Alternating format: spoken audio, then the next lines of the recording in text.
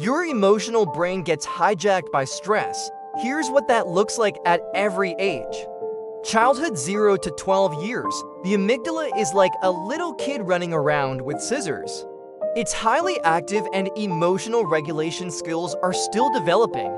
So children cry and throw tantrums because they can't control their emotions yet. And stressful experiences can leave emotional scars that make the amygdala extra reactive later in life.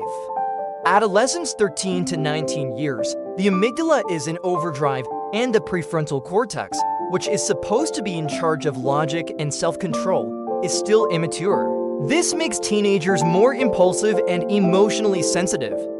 So they're more prone to mood swings, risk-taking, and emotional outbursts.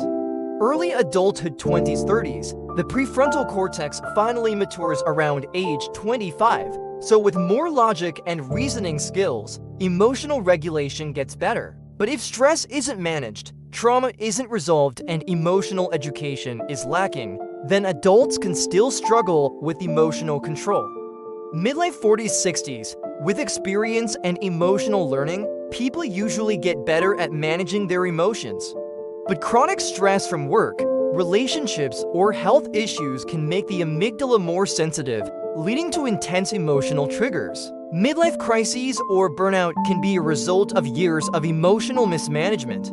Older adults 60 plus, the amygdala tends to calm down a bit and many report feeling more emotionally stable and resilient.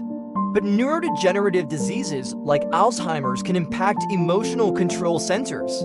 So the most vulnerable ages are childhood and adolescence when emotional regulation systems are still developing. The most reactive period is the teenage years when the amygdala is supercharged and the prefrontal cortex is still immature. And the most resilient period is adulthood, especially when we learn to be aware of our emotions, use NLP techniques to manage them, and develop self-regulation skills.